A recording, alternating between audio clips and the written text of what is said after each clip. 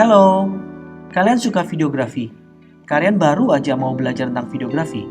Nah, video ini cocok banget buat kalian, karena video ini akan membahas semua pembahasan tentang basic videografi yang kamu perlukan untuk memulai pembelajaran video kamu. Acara ini disenangkan oleh Fuji Guys Indonesia, Regional Semarang. Di sini aku akan bahas banyak tentang basic videografi untuk enthusiast photographers, seperti gears yang dipakai, camera movements, alatnya, stabilizernya, dan juga sound and musicnya. Video ini bakal panjang, jadi siapin kopi kamu dan juga cemilan kamu ya. Yuk belajar bersama.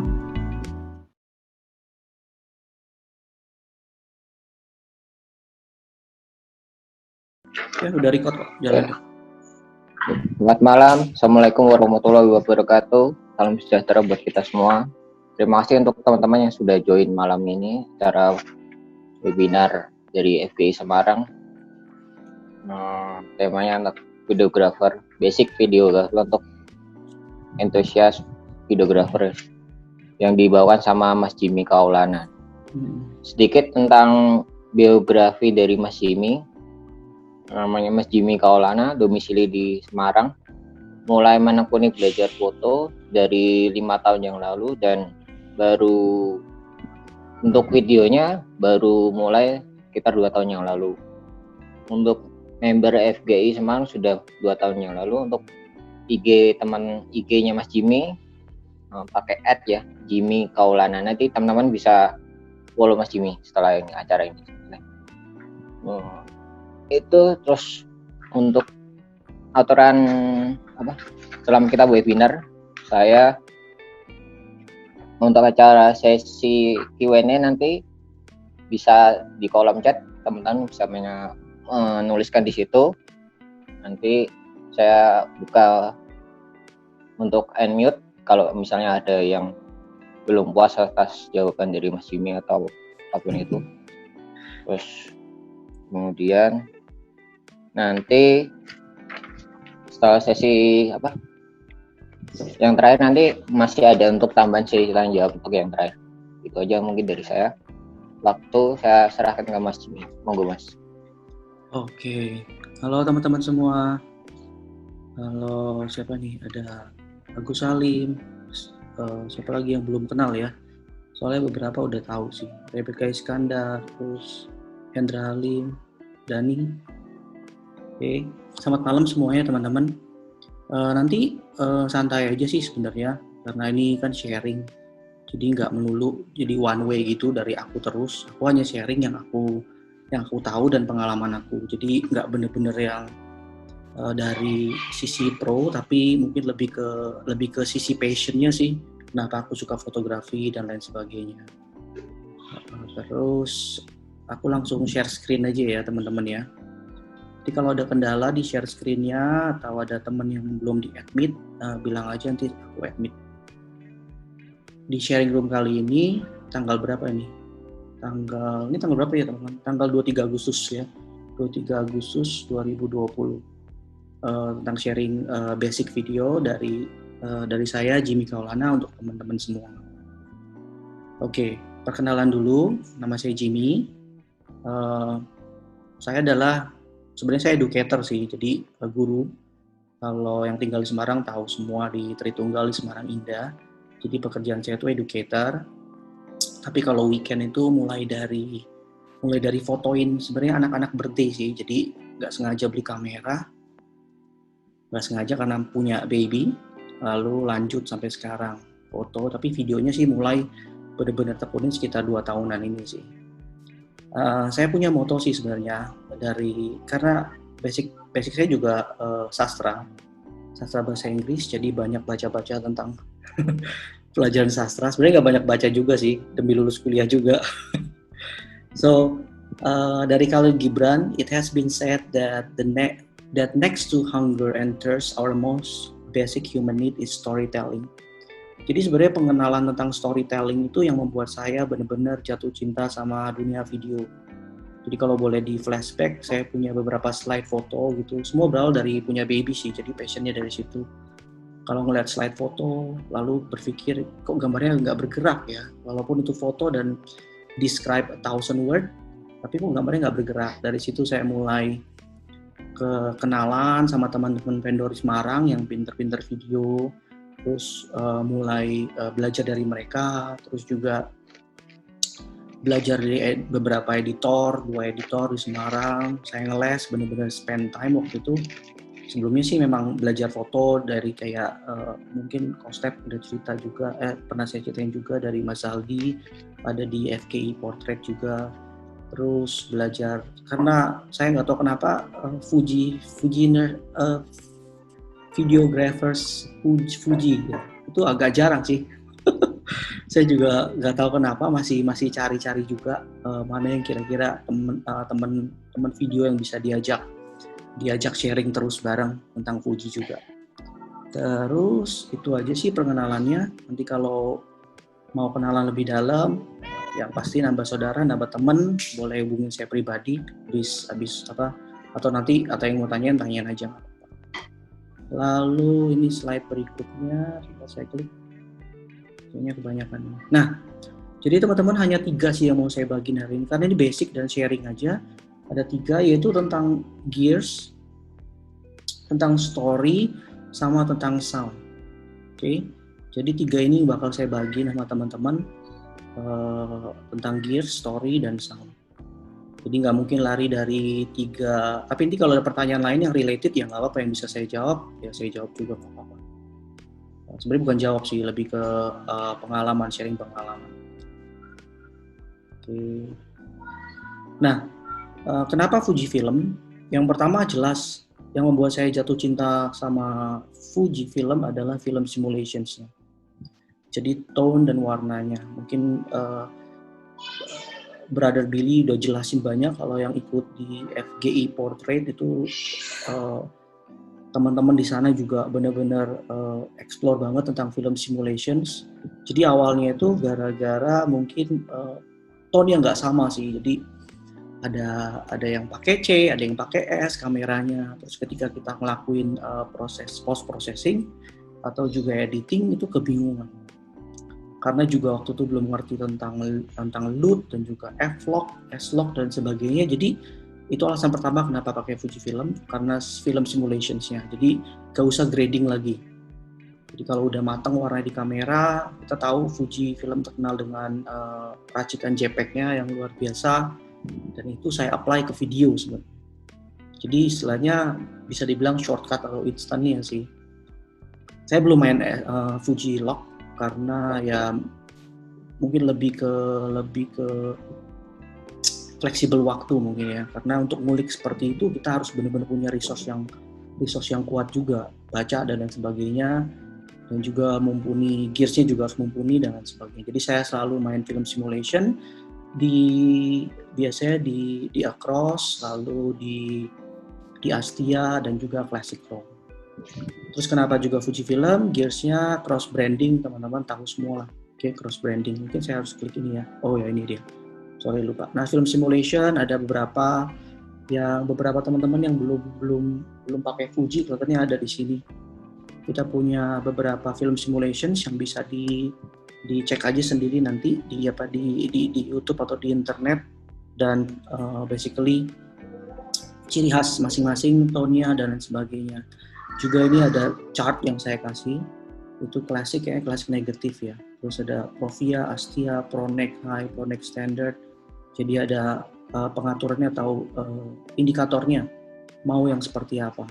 Kalau Velvia kita tahu kan hard juga tinggi saturationnya dan lain sebagainya. Jadi chart ini bisa dipakai buat teman-teman sebagai base untuk mau start sebelum record videonya. Oke, film simulations.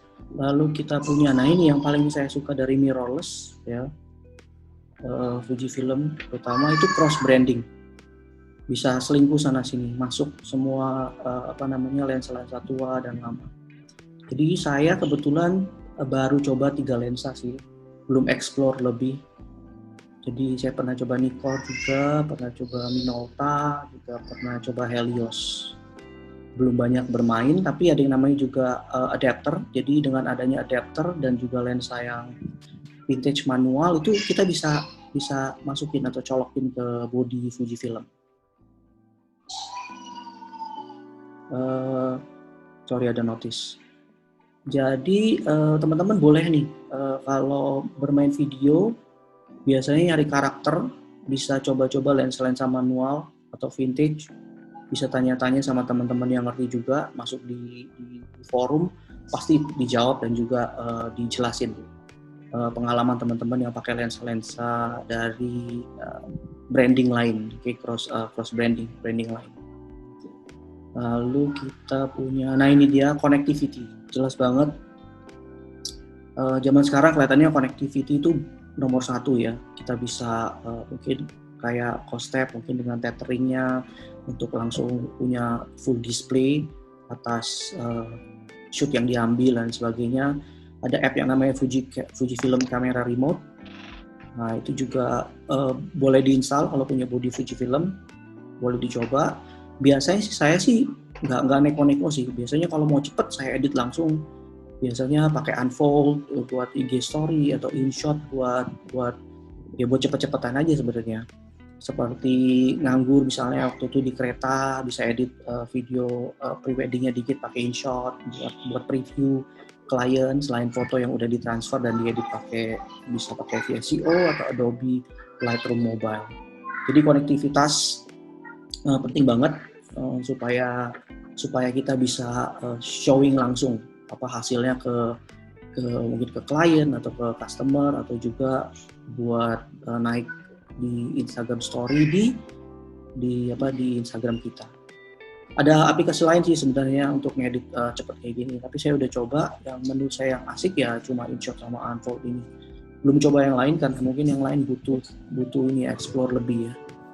Lalu selain connectivity yang terakhir adalah cinematic features sih. Mungkin teman-teman yang udah lama di video mungkin lebih banyak bisa jelasin soal ini.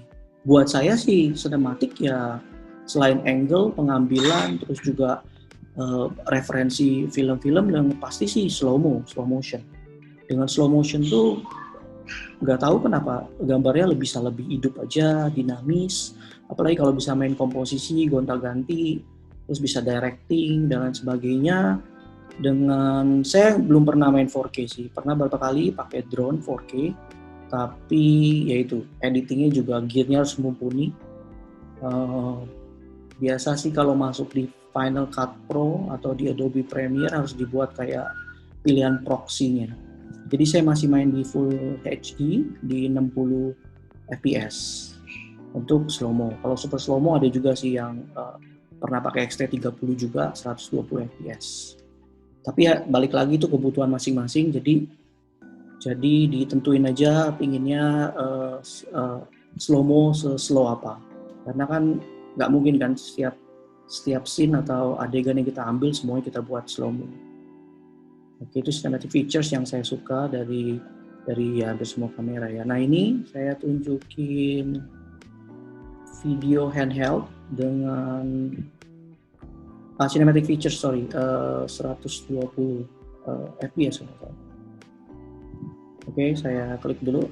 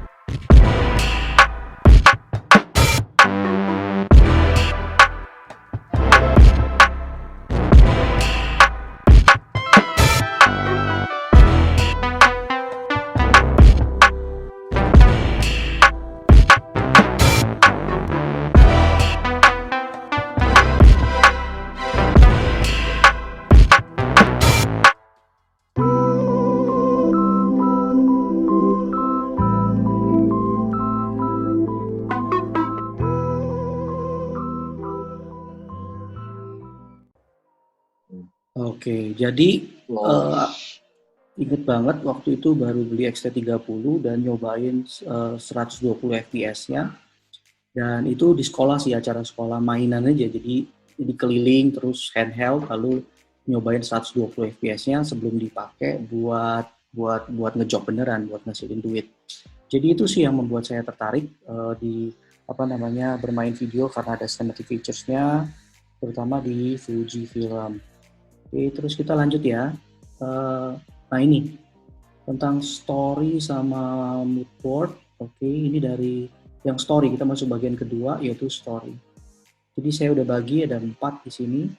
Story and mood board, lalu ada handheld, gimbal, monopod, tripod, terus kamera movements, sama multi angles or cameras. Jadi kita bahas satu persatu ya.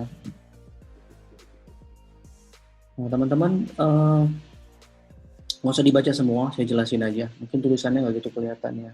Saya lihat di display kedua saya ini agak buram. Apalagi kalau yang pakai handphone pasti nggak kelihatan.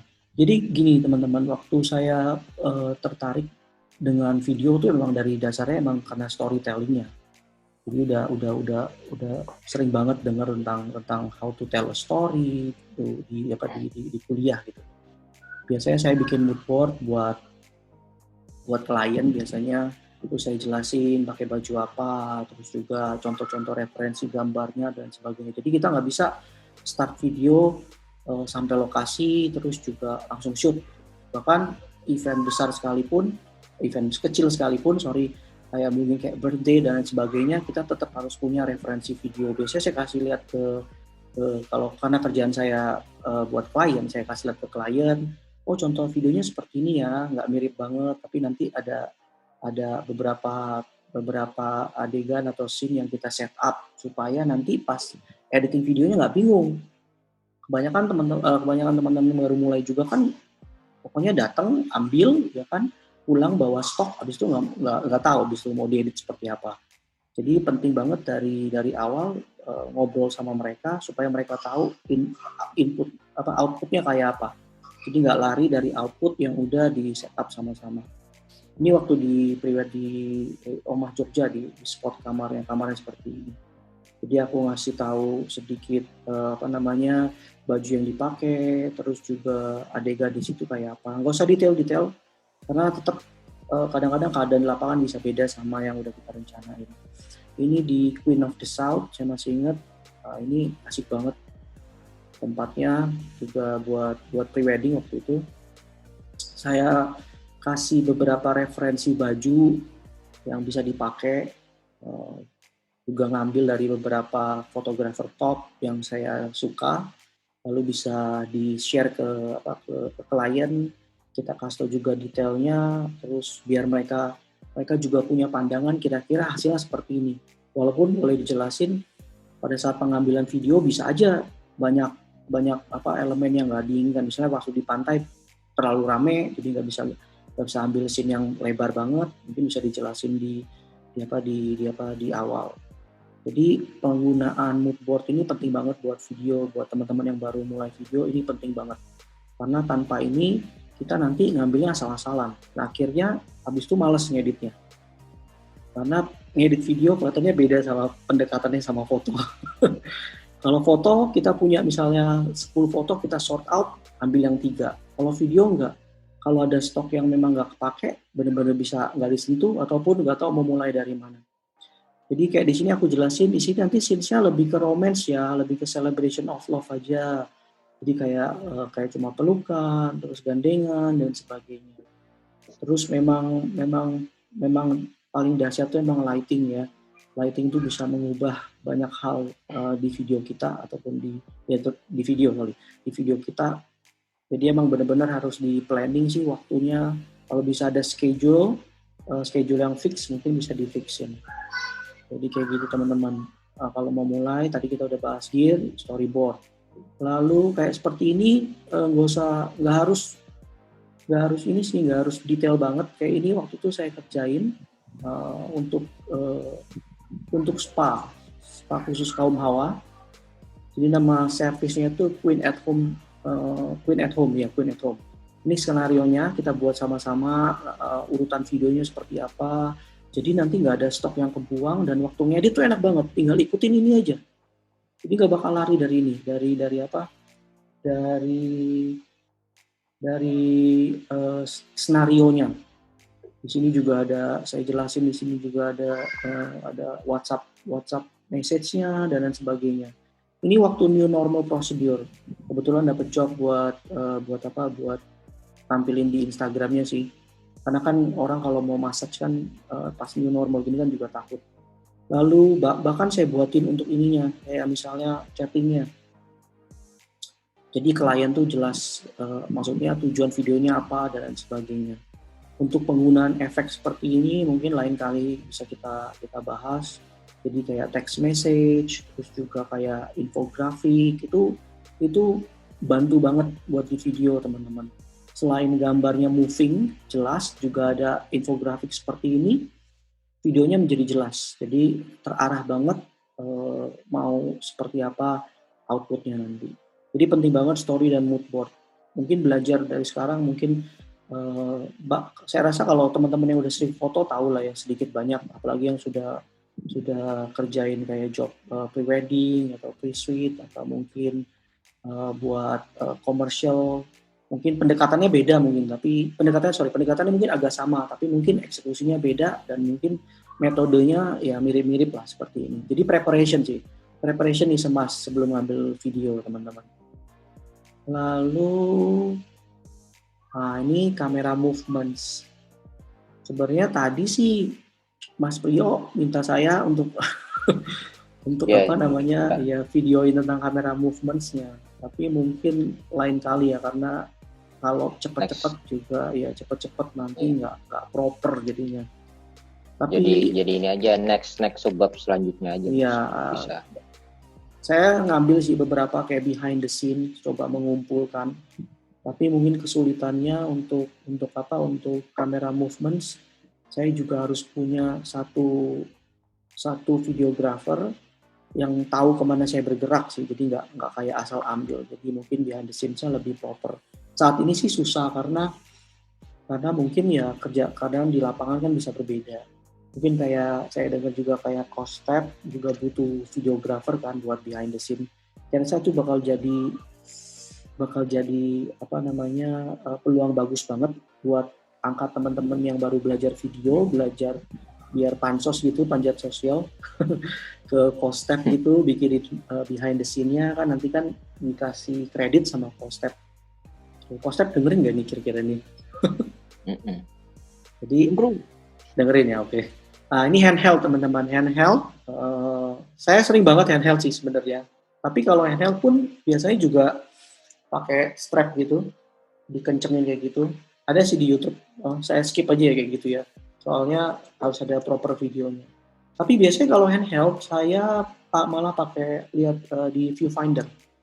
Karena lebih seneng aja lihatnya. Lebih warna juga kelihatan, terus juga kan cahayanya nggak nyampur. Kalau kita lihat di LCD gitu, apalagi pakai lensa manual kan bakal ini banget kan, bakal susah banget, kecuali matanya emang benar-benar super sih. Jadi handheld saya sering banget, terutama kalau misalnya ambilnya hanya short clip seperti itu, bisa pakai handheld. Atau yang tadi 120 fps X-T30, seperti kalian sering lihat kayak b-roll yang salah kaprah itu di YouTube yang muter-muter dan sebagainya, itu mereka pakai handheld karena mungkin lebih cepat movingnya. Mas Priyo ada mau yang masuk ya Mas Priyo? Belum ada pertanyaan. Bisa dilanjutkan. Enggak, maksudnya ada yang mau admit nggak saya? Lalu ada yang namanya monopod. Monopod ini sebenarnya sama kayak handheld sih, cuma dia bisa lebih tahan lebih lama. Kalau Fuji Film yang ada IBIS-nya hanya X-H1 ya. X-T4 sudah ada belum ya? Aku lupa. Halo? X-T4 sudah ada. Sudah ada. Okay. Sudah ada. Jadi mungkin nggak pakai monopod bisa sih. Jadi monopod ini adalah alat pertama yang dikenalin sama teman saya yang belajar yang ngerjain video. Dia bilang kalau mau ambil video kamu harus pakai ini, dia bilang lu harus pakai ini supaya stabil. Ya pertama pakai ya agak aneh ya. Karena kan dia hanya tiang itu satu, seperti jadi kayak kesannya kayak orang males. Sedangkan biasanya saya moto anak itu kan, oh thank you Billy. X1, X4, GFX 100. Di GFX 100 ada IBIS, speednya juga tetap harus di atas 120 mungkin ya.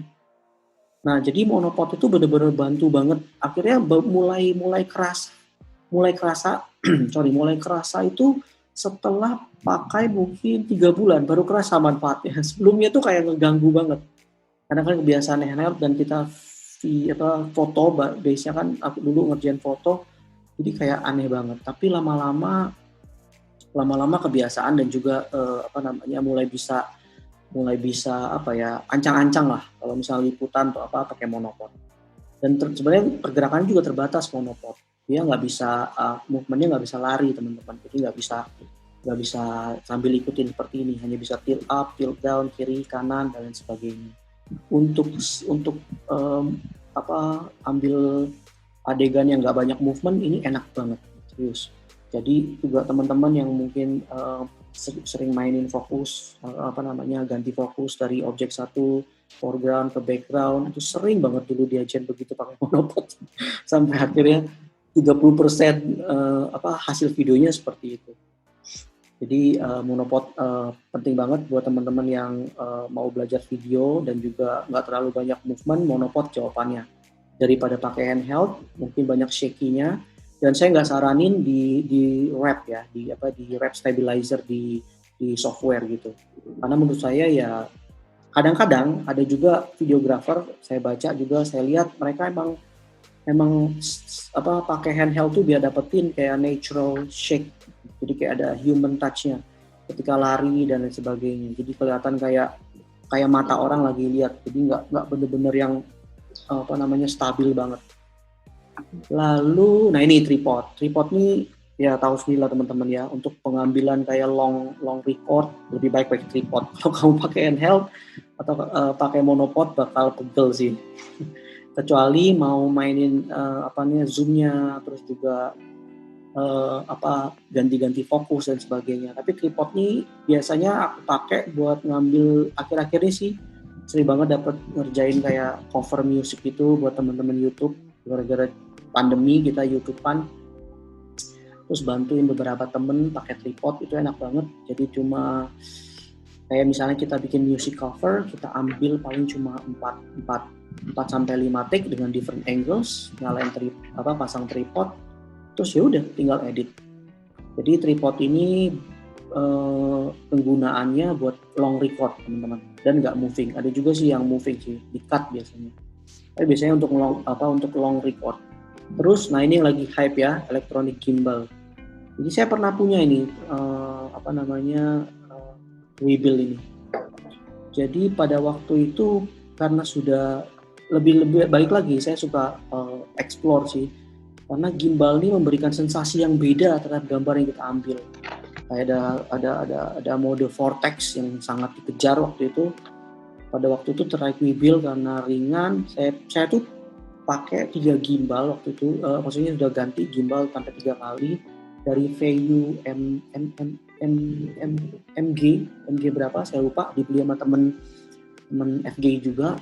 Terus ke VU A1000 yang minimalis untuk penggunaan yang cepat. Terus ke Weebill yang lebih ringkes lagi tapi fiturnya lebih banyak lagi. Jadi dia punya banyak movie yang enak banget. Untuk scene yang lagu yang ngebeat dan sebagainya, ini enak banget teman-teman. Jadi kita bisa benar-benar ngatur movingnya objek atau movingnya orang, terus juga ngatur pergerakan moving kameranya dan sebagainya. Tapi balik lagi ke kebutuhan. Kayak sekarang ini akhirnya karena saya lebih ingin fokus ke storytelling, jadi electronic gimbal ini hanya bisa dipakai mungkin buat b-roll aja di depan atau di belakang, dan nggak bisa dipakai di setiap scene. Jadi harus hati-hati. Jadi saya masih punya sebenarnya 2 video klien yang saya simpan gara-gara pandemik ini. Mereka mundur. weddingnya Desember, dan masih saya simpan. Saya saya cek lagi waktu itu masih pakai Webuild, itu hampir 40%-nya saya banyak moving banget. Jadi ini bingung nanti isi videonya kayak apa. Jadi kayak gitu teman-teman. Kadang-kadang pemilihan kamera apa ya stabilizer dan sebagainya itu harus benar-benar dipikirin. Kalau kita udah bikin storyboard, baru kita tentuin kita mau pakai yang mana nih. Mau pakai handheld, mau pakai monopod, mau pakai tripod, atau mau pakai electronic gimbal. Tapi teman-teman saya liatin yang kerjain videografer gitu, yang kerja pre-wedding yang harus ke harus keluar negeri atau keluar kota, mereka prefer bawa gimbal sih daripada bawa monopod. Karena kan gimbal juga nggak melulu harus gerakan akrobatik dan lain sebagainya. Jadi itu untuk kamera movement sih teman-teman, untuk pemilihannya. Oke. Terus kita lanjut. Nah ini contoh, semoga videonya lancar ya. Bentar mas, Ya, bentar mas. Aku mau nanya dong, kalau sebelum diputar ini tentang moodboard. Kalau untuk aku kan masih belajar ini untuk bikin vlog. Aku kan masih pakai yang sederhana, pakai HP. Sebenarnya kalau untuk bikin vlog, apakah butuh juga untuk bikin moodboard juga, apa storyboard itu mas? Tergantung ini sih Mas Vio, purpose vlognya. Kamu mau upload di mana? Pribadi atau untuk vlog yang apa sih namanya, educating atau gimana? Atau kuliner? Untuk yang pribadi masih. Nah kalau menurut masih di Instagram sih. Kemarin sih sempat dibahas sih sebenarnya di FGI Videograph. Kita tuh mau arahin kemana vlog kita. Jadi ada temen yang nanya juga. Menurut saya pribadi sih memang kalau vlog itu emang belum ada sih aturannya. Biasanya sih mereka tuh punya b-roll yang keren di depan buat mancing kayak teasernya gitu loh. Kalau misalnya ke Bromo gitu kan, ngambil vlog dengan drone, terus juga dengan DSLR. Terus misalnya pas mau ngomong panjangnya pakai kamera yang pocket juga boleh sih. Jadi sebenarnya sih urutannya tuh rata-rata biasanya b-rollnya dulu, udah b-rollnya biar orang ngerasain sinematiknya, baru masuk kontennya sih. Kontennya mungkin dari pagi pas berangkat perjalanan. Nah isinya tuh bener-bener random sih, terserah sih mau disajin gimana, ngemasnya saya rasa itu bener-bener personal masing-masing. Tergantung pengalaman kita berarti ya bikinnya. Cuma saran saya sih dikasih b-roll sih supaya ya menarik aja sih. Kan nggak mungkin kita langsung pakai A-roll atau yang bagian yang panjang-panjang gitu. Ya. Itu paling durasi kan paling terbatas juga kan kalau itu.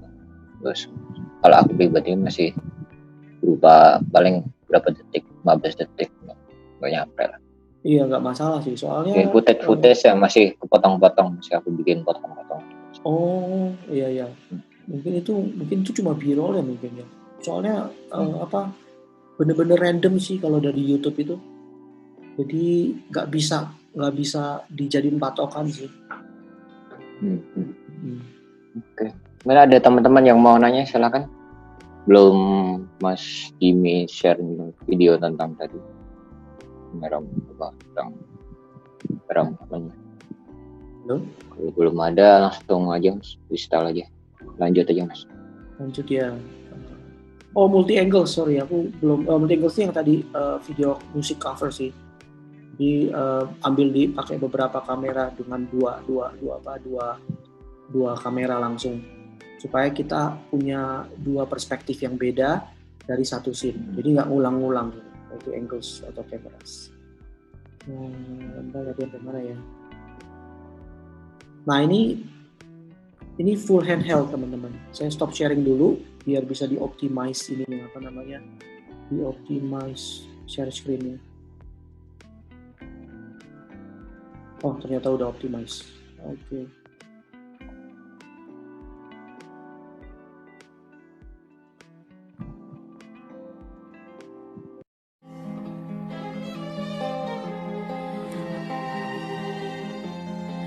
Love and darkness.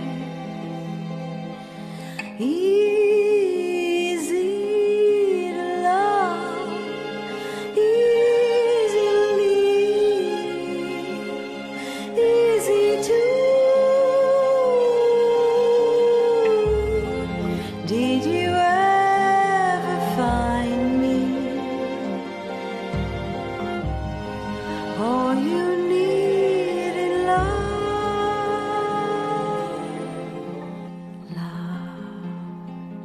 and darkness.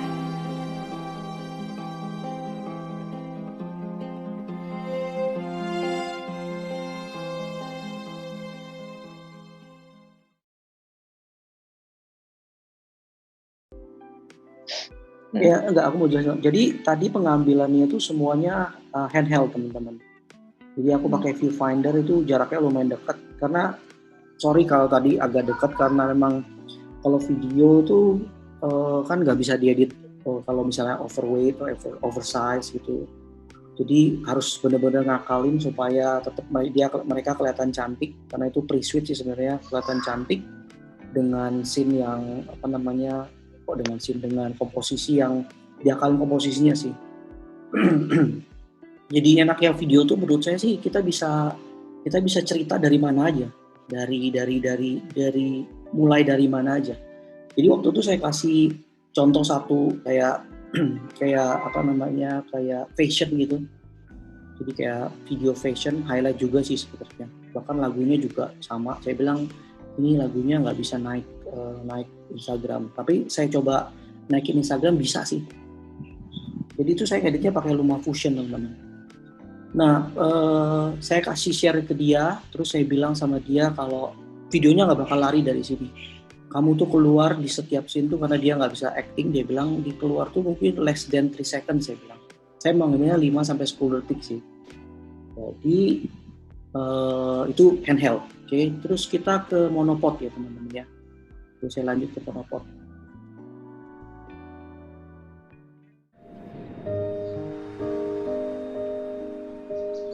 Mereka saja bisa, kenapa kita tidak?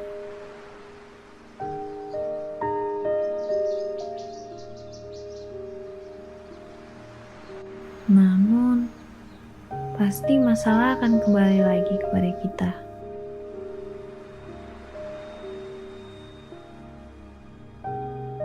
Tapi, percayalah sayang, aku dan kamu sudah punya cara sendiri untuk itu. Terima kasih sayang. Hanya itu yang bisa aku ucapkan.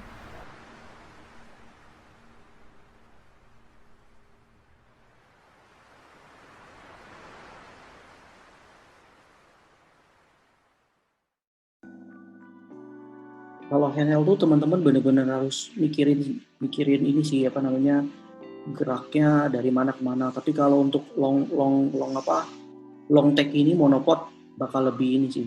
Asal apalagi kalau sekarang ada kamera lensa yang AF kan. Kalau AF dia bisa tracking. Enak banget jadi buat tracking. Tapi karena saya kebanyakan main manual lenses, jadi saya udah kasih tanda geraknya nanti sekitar sini aja, saya mau ngeblur di sini dan sebagainya. Jadi penting banget untuk kasih tahu mereka supaya mereka nggak kelewatan dari dari area fokus kita. Jadi ini sebenarnya saya minta mereka muter-muter sih di situ. Maaf saya potong karena kalau terlalu panjang nanti malah jadinya nonton video kita nggak sharing. Nah ini kamera movement monopod, terus ini kamera, ngomongnya mungkin bukan kamera movement ya pokoknya tripod ya, Di tripod ini juga tripod ya alatnya, supportnya. Di tripod ini enaknya kita bisa long record, jadi kita bisa lebih fokus. Nah ini lebih fokus karena ini bikin music cover, latih, jadi bisa lebih fokus ke talentnya. Jadi mungkin untuk kalau dapat klien atau misalnya model atau misalnya talent yang jago acting, saya rasa penggunaan tripod bisa dimaksimalin karena kita bisa fokus ke cerita atau si kliennya atau si talentnya. Jadi saya share ya, ini pakai tripod nih. It isn't something we fought for. Never wanted this kind of pain. Turn myself so cold and heartless. But one thing you should know. Koira is all I do. So kesalahan aja ajining diri Allah ing lagi kowe ra iso layu saka kesalahan ajining diri Allah ing lagi.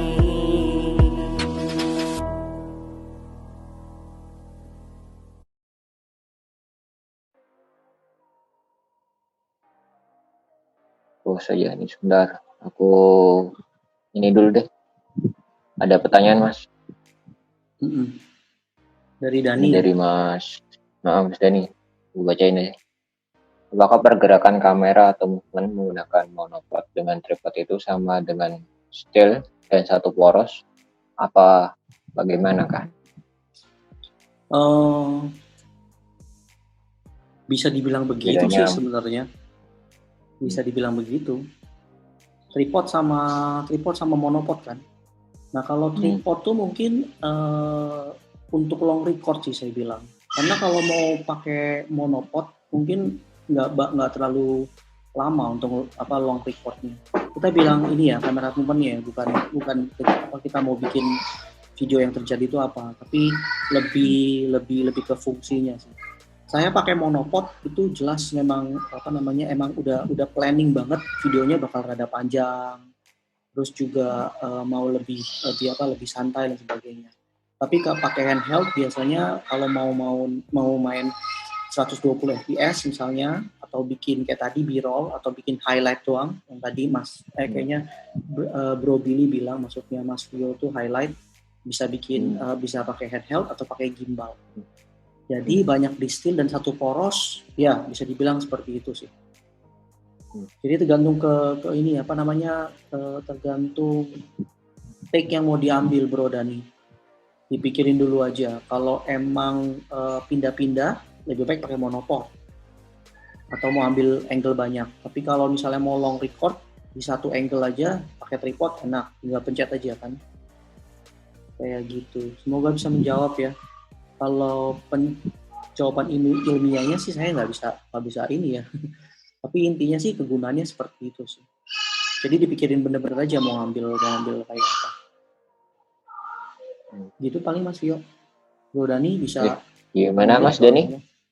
Bisa direspon? Bentar Mas, aku unmute.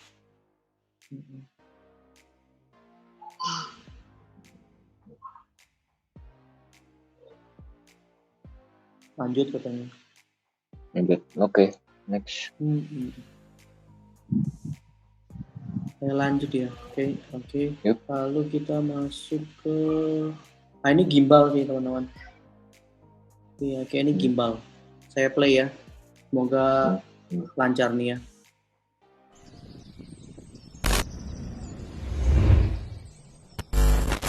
Let me hear you whisper my true love.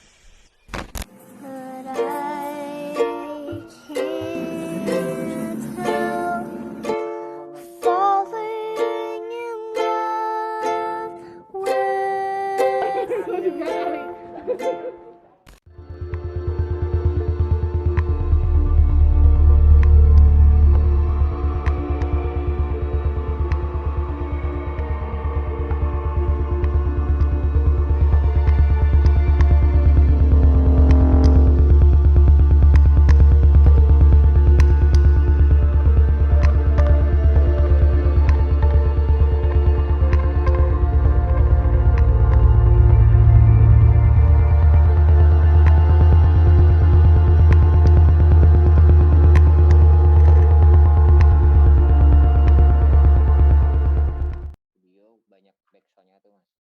Aku mau nanya untuk backsound-nya,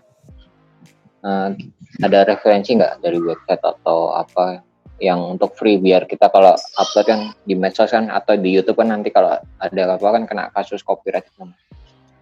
Habis ini sebenarnya kan masuk materi yang sound sih Mas. Kayak nanti ya, udah nanti kita keep dulu aja deh. Dulu aja nggak apa-apa. Cuma yang paling penting sih teman-teman bisa bedain kan movingnya gimbal sama tadi monopod dan tripod. Movingnya lebih banyak kan ini ya, variasinya lebih banyak di gimbal ya. Iya benar. karena itu kan kita ke 4 lokasi, mau nggak mau kan harus ganti lensa tuh. Jadi ada lokasi yang benar-benar butuh yang lebar gitu, terpaksa harus ganti ganti lensa yang lebar. Terus juga ada movingnya juga tadi. Jadi waktu itu gantungin satu handheld dan satu lagi pakai gimbal.